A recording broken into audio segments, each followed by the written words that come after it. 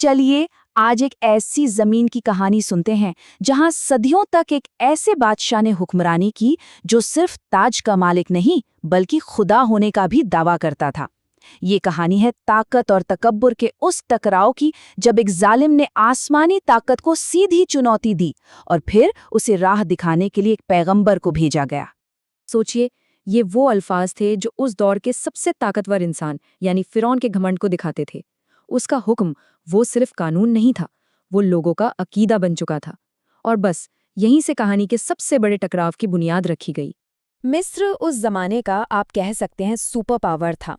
नील नदी के किनारे बसे आलीशान शहर, सोना उगलती फसलें, भरे पूरे बाजार। लेकिन इस सारी चमक दमक के पीछे बनी इसराइल नाम की एक कौम गुलामी की जंजीरों में जकड़ी हुई थी। उन्हें जानबूझकर कमज़ोर रखा गया था, क्योंकि ये तो सब जानते हैं जो कौम कमज़ोर हो वो कभी तख्त को हिला नहीं सकती। लेकिन फिर एक रात कुछ ऐसा हुआ जिसने उस बादशाह की नींद उड़ा दी जो खुद को अजय समझता था। उसके दिल में खौफ का जो पहला बीज था वो उसी रात बोया गया था। फिरौन ने ख्वाब में क्या देखा कि बैतुल मुक़द्दस यानी यरूशलेम से एक आग उठी और उसने पूरे मिस्र के घरों को जलाना शुरू कर दिया, लेकिन बनी इसराइल के घरों को छुआ तक नहीं। ये शायद पहली बार था जब उसने खुद को इतना कमज़ोर महसूस किया। उसे ये बात समझ आ गई थी कि उसकी ताकत उसके अपने लोगों को नहीं बचा पा रही, जबकि जिन लोगों को वो दिन रात कुचल रहा था वो उस आग से पूरी तरह महफूज थे। तो जब दरबार के नुजूमियों ने और भविष्य देखने का दावा करने वालों ने इस ख्वाब का मतलब बताया, तो फिरौन का डर एक बेरहम और सोची समझी साजिश में बदल गया। उसने सोचा, अच्छा तो वो मसले को पैदा होने से पहले ही खत्म कर देगा। और अब कहानी के सबसे बड़े और सबसे दिलचस्प मोड़ पर आते हैं। जरा देखिए कैसे फिरौन की अपनी ही हरकतें उसकी भविष्यवाणी की गई तबाही को सीधे उसके घर के दरवाजे तक ले आती हैं। शहर शहर तलवारें चलने लगीं, हजारों मासूमों की जानी गईं। इसी जुल्म के दौर में हजरत मूसा अलैहिस्सलाम पैदा हुए।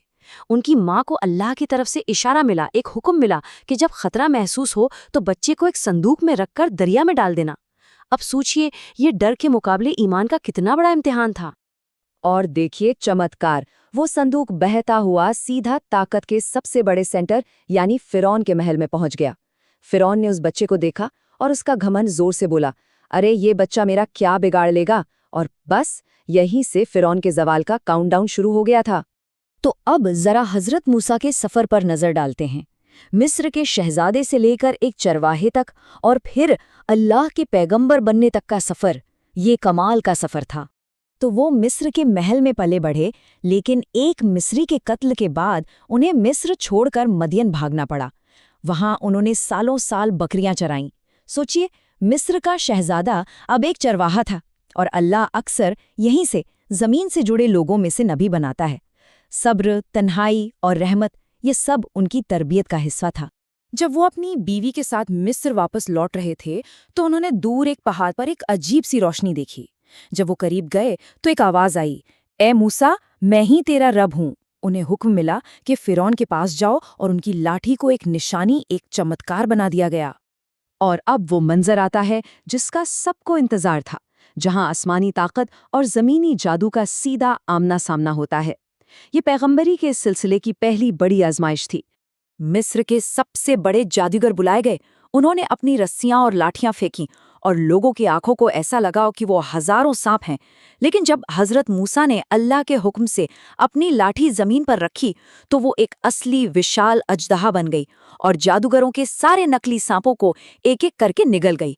जादूगर तो माहिर थे, वो फौरन समझ गए कि ये जादू नहीं, ये तो अल्लाह की कुदरत है, और वो सब के सब सजदे में गिर गए। लेकिन फिरौन, उसका घमंड तो और भी सख्त हो गया। इसके बाद अल्लाह ने एक के बाद एक अजाब भेजे। पहले एक भयानक तूफान आया जिसने सारी फसलें तबाह कर दी। फिर टिड्डियों के झुंडों ने जो कुछ बचा था वो भी खा लिया। फिर जुओं का अजाब, फिर हर तरफ मेंढक ही मेंढक, और आखिर में मिस्र की जान, नील नदी का पानी खून बन गया। पर हर बार फिरौन का घमंड नहीं टूटा। अब कहानी अपने सबसे अहम मोड़ पर, अपने क्लाइमैक्स पर पहुंचती है। बनी इसराइल की भागती हुई कौम खुद को एक तरफ फिरौन की खूनखार फौज और दूसरी तरफ एक अथाह समंदर के बीच फंसा हुआ पाती है। जब लोगों ने पीछे मौत का लश्कर और सामने एक खौफनाक पानी देखा तो वो चीख उठे, बोले हम तो पकड़े गए। ये मायूसी का आखिरी लम्हा था। लेकिन इसके ठीक उलट हजरत मूसा का ईमान था, जो आखिरी चमत्कार से ठीक पहले भी उतना ही मजबूत था। अल्लाह ने हजरत मूसा को हुक्म दिया, अपनी लाठी पानी पर मारो। और जैसे ही उन्होंने ऐसा किया, वो हुआ जिसकी कोई मिसाल दुनिया में नहीं मिलती। समंदर 2 हिस्सों में बंट गया। पानी 2 बड़ी बड़ी दीवारों की तरह खड़ा हो गया और बीच में एक सूखा रास्ता निकल आया। बनी इसराइल का ईमान ताज़ा हो गया और उन्होंने उस रास्ते पर चलना शुरू कर दिया जो उन्हें आज़ादी की तरफ ले जा रहा था।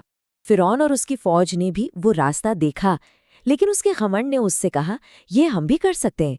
वो अपनी पूरी फौज के साथ पानी के बीच बने उस रास्ते पर निकल पड़ा। उसका तकब्बुर, उसका घमंड इतना गहरा था कि वो हक को अपनी आंखों से देखने के बाद भी उसे मान नहीं रहा था।